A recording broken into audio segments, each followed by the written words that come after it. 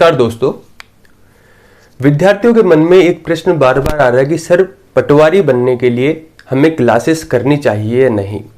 अब अगर हम क्लास की बात करें तो हमारे क्लास में भी दो चीजें हैं। एक तो है ऑफलाइन क्लासेस, है ना, एक है ऑनलाइन क्लासेस। देखिए अच्छे से समझ लीजिए तो आपके सारे डाउट क्लियर हो जाएंगे।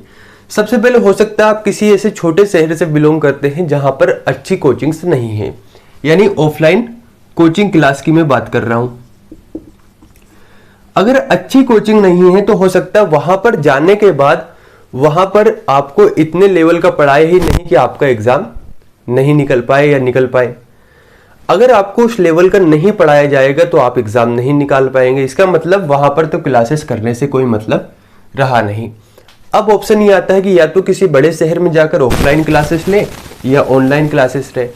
तो देखिए मैं सीधी सी बात करता हूं, मैं ना ही तो कोचिंग के पक्ष में हूं ना ही विपक्ष में हूं। हमें तार्किक रूप से ये सोचना है कि कोचिंग क्लास करने से मेरा क्या फायदा है। अगर मुझे मेरा कुछ फायदा दिख रहा है और मेरे पास आर्थिक रूप से इतनी समृद्धि है कि मैं वहां पर जाकर, यानी हो सकता है वहां पर जाकर क्लासेस कर सकता हूं या ऑनलाइन बैचेस ले सकता हूं, तो फिर कर सकते हैं। कोचिंग का क्या काम होता है मैं आपको थोड़ा सा बतलाता हूं। कोचिंग का काम है, मान लीजिए आप पटवारी का एग्जाम दे रहे हैं, तो पटवारी के एग्जाम में क्वेश्चंस किस तरीके से बनेंगे, उसकी टेस्ट सीरीज, इसके साथ ही गाइडेंस, है ना। आप भी जानते हैं कोई भी कोचिंग क्लासेस से पूरा सिलेबस कंप्लीट नहीं करवा सकती, इसमें उनकी भी कमी नहीं है। प्रश्न यह उठता है कि आखिर कमी कहां पर रहती है। बात यह है कि देखिए जितनी बुक में चीजें लिखी है कोई भी कोचिंग क्लासेस कंप्लीट तो करवा नहीं सकती। पढ़ना हमें ही है, बस हमें वहां पर जाकर यह देखना है कि हमें कितना पढ़ना है और कितना नहीं पढ़ना है, क्या छोड़ना है और क्या नहीं छोड़ना है। एक और चीज, अगर आप क्लासेस करना चाहते हैं और आप कंफ्यूजन में हैं तो मैं आपको स्पष्ट किए देता हूं।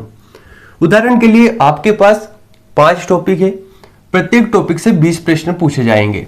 एक टॉपिक है जीएस का, जीएस में है एमपी के। मान लेते हैं एमपी के आपने पढ़ना शुरू किया कि यार मुझे क्लास नहीं करना, मैं एमपी के घर पे ही पढ़ूंगा। एमपी के में आपने देखा भूगोल, भूगोल को देखकर आपने देखा नदियों वाला पोर्शन, आपने पढ़ा कि मध्य प्रदेश की नर्मदा नदी अमरकंटक अनूपपुर से निकलती है और इस प्रकार से पूर्व से पश्चिम की ओर प्रवाहित होती हुई जाती है। अगर आप पढ़ने के बाद खुद को इस लायक समझे कि यार मैं सेल्फ स्टडी करके मैं खुद से पढ़ के इस एग्जाम को निकाल सकता हूं, तो बिल्कुल आप कोचिंग क्लासेस मत करिए। इसके अगर कुछ फायदे हैं तो नुकसान भी है। नुकसान ये है कि हो सकता है कि जितने समय में आप क्लास करें उतने में कुछ ज्यादा पढ़ सके, समझ रहे हो। और अगर आपको ऐसा लगता है कि यार मेरे तो कुछ समझ में ही नहीं आ रहा, हो सकता है जैसे आपने मैथ से है, मैथ से उठाया, आपका बेसिक ही इतना कमजोर है कि आप चीजों को नहीं कर पा रहे, तो फिर आप क्लासेस कर लीजिए। और जरूरी नहीं कि ऑफलाइन क्लासेस ही जाना है, ऑनलाइन क्लास जाइए। अब बात यह आती है कि मान लीजिए आपने ऑनलाइन क्लास में 5 बैच लिए, हिंदी आपका पहले से कंफर्म है, यानी हिंदी आपने पहले से ही पढ़ रखा है, तो इसका मतलब यह नहीं है कि हमें उस ऑनलाइन बैच में हिंदी भी पढ़ना है। उस क्लास को छोड़ दीजिए। जो नई चीजें हैं उनको पढ़ना है और जो हमने पहले पढ़ रखा है बार बार उन्हें रिवाइज करना है। समय हमारा 1 मिनट भी व्यर्थ नहीं होना चाहिए। जिस दिन आप अपने समय की वैल्यू समझ जाएंगे उस दिन आप सिलेक्शन ले लेंगे।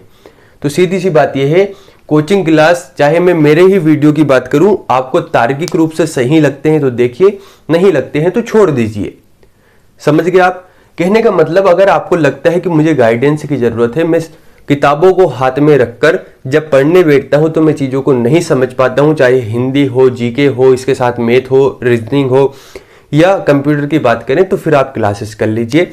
इसके लिए जरूरी नहीं कि किसी बड़े शहर में जाकर आप ऑफलाइन क्लास लें, ऑनलाइन क्लासेस आजकल अवेलेबल है, वो कर सकते हैं। और आपको लगता है कि मैं खुद से कर सकता हूं, तो फिर दोनों मत कीजिए, सेल्फ स्टडी करिए। धन्यवाद।